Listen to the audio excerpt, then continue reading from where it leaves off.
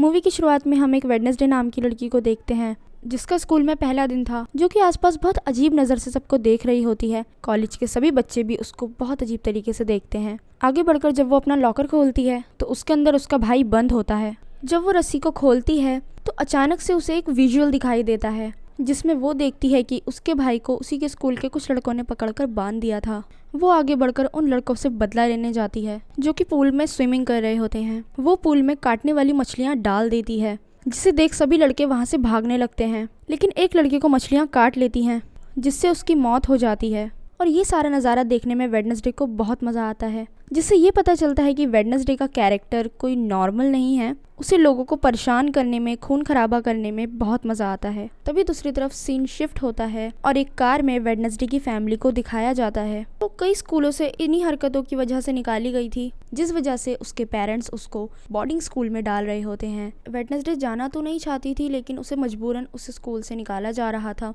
Car में Wednesday के dad उसको बताते हैं कि उसकी मॉम और डैड भी ऑलरेडी उसी स्कूल से पढ़कर आए हैं। नेवरमोर स्कूल में एंटर करते ही सभी लोग पहले प्रिंसिपल रूम में जाते हैं। उस स्कूल में एबनॉर्मल शक्तियों जैसे ही बच्चे पढ़ा करते थे, जिनके अंदर कोई ना कोई जादुई शक्ति हुआ करती थी। उन्हीं चीज़ों पर बेस्ड होकर ये स्कूल बनाया गया था। अब प्रिंसिपल वेडनेसडे को रूम दिखाती हैं, जहाँ पर उसकी रूममेट जिसका नाम एनिड था, उसने अपने रूम को बहुत ज़्यादा कलरफुल बनाया हुआ था और कलरफुल रूम वेडनेसडे को बिल्कुल भी पसंद नहीं था। उसके बाद एनिड वेडनेसडे को स्कूल का पूरा टूर कराती है, जिसमें वो स्कूल के सारे बच्चों के बारे में उसे बताती है। स्कूल में घूमते वक्त वेडनेसडे एनिड को बताती है कि मैं इस स्कूल में ज़्यादा समय तक नहीं रुकूंगी, क्योंकि ये मेरे मॉम डैड की चाल थी। वो चाहते थे कि मैं इसी स्कूल में आऊँ और यहीं पर रहूँ।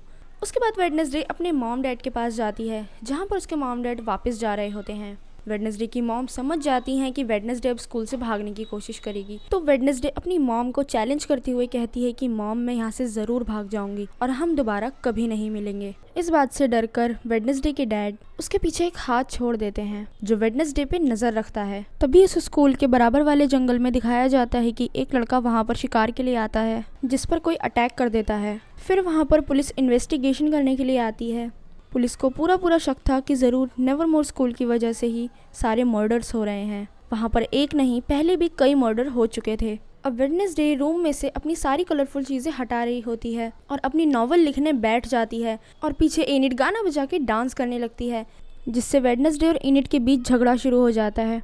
एनिड अपने पंजे दिखाकर वेडनेसडे को डराने की कोशिश करती है, क्योंकि वो आधी इंसान और आधी वुल्फ थी। उसके बाद रूम में एक टीचर आती हैं जो कि वेडनेसडे को उसका फेवरेट फ्लावर देते हुए स्कूल के सारे रूल्स बताती हैं। अब जो भी एक्टिविटीज़ वेडनेसडे कर रही होती है, वो हाथ उस पर नज़र रख रहा होता है। तभी अचानक वेडनेसडे पर अटैक होता है और उसके ऊपर एक मूर्ति गिरती है, लेकिन उसे जेवियर नाम का एक लड़का बचा लेता है। बचने के बाद जब उसकी आंखें हॉस्पिटल में खुलती हैं तो वह जेवियर को थैंक यू बोलने की बजाय ये कह रही होती है कि तुमने मुझे बचाकर कोई एहसान नहीं किया।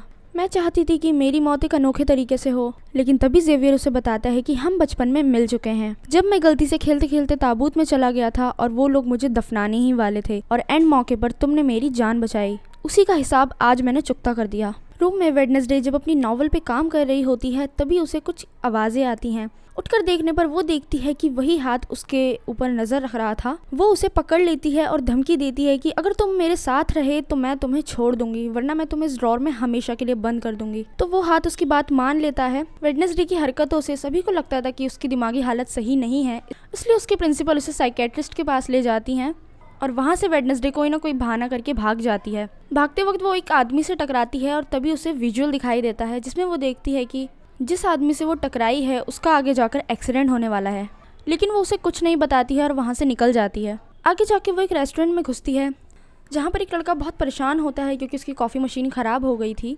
वो उसकी कॉफ़ी मशीन ठीक करने के बदले में उसे कहती है कि तुम मुझे स्टेशन छोड़ देना।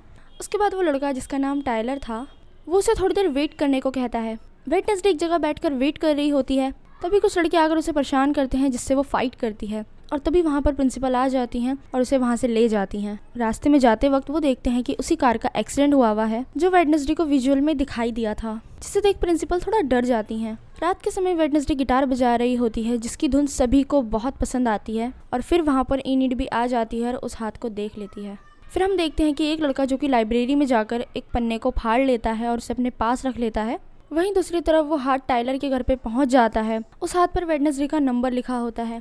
वो दोनों मिलकर प्लानिंग करते हैं कि हम वहाँ से भाग जाएंगे उसके बाद वो सभी स्कूल की तरफ से एक मेले में जाते हैं और वेडनेसडे नोटिस करती है कि प्रिंसिपल की नज़र उस पर से नहीं हट रही है, तो वो एक आदमी को पैसे देकर प्रिंसिपल का ध्यान भटकाने को कहती है। और तभी वहाँ पर टाइलर उसे एक गिफ्ट देता है जिसमें था कि उसके डैड ने एक मर्डर करा है। टाइलर के पापा पुलिस में थे और उन्हीं के रिकॉर्ड में से टाइलर ने उसे चुराया था। उसके बाद जब वो दोनों वहाँ से भाग रहे होते हैं तभी वेडनेसडे उस लड़के से टकराती है जिसने लाइब्रेरी में घुसकर उस आधे पेज को फाड़ा था। वो देखती है कि आगे वो मरने वाला है, जिसे बचाने वो फौरन जंगल में भाग जाती है और उसे रोकते हुए कहती है कि तुम्हें आगे खतरा है, लेकिन वो उल्टा वेडनेसडे को उड़ाकर पेड़ पर चिपका देता है और उससे कहता है कि तुम ही सबसे बड़ा खतरा हो। वो लड़का वेडनेसडे को एक पिक्चर दिखाता है और कहता है कि ये पिक्चर मेरी मॉम ने 25 साल पहले बनाई थी और इस पिक्चर में जो लड़की है वो तुम ही हो और तुम आगे चलकर स्कूल के लिए खतरा बनोगी, इसलिए मैं इस स्कूल को तुमसे बचा रहा हूँ। तभी वेडनेसडे समझ जाती है कि वो मूर्ति उसी ने फेंकी थी, लेकिन वहाँ पर वो मॉन्स्टर उस लड़के पर अटैक कर देता है और वो मारा जाता है। अब वेडनेसडे अपने रूम में बैठकर सोच रही होती है कि वो दुनिया के लिए खतरा कैसे है और एक मॉन्स्टर ने आकर उस लड़के से उसकी जान क्यों बचाई, और दूसरी तरफ उसके पापा मर्डर केस में कैसे फंसे। उसके दिमाग में इतने सारे सवाल थे, इसलिए वो स्कूल से भागने के फैसले को कैंसिल कर देती है।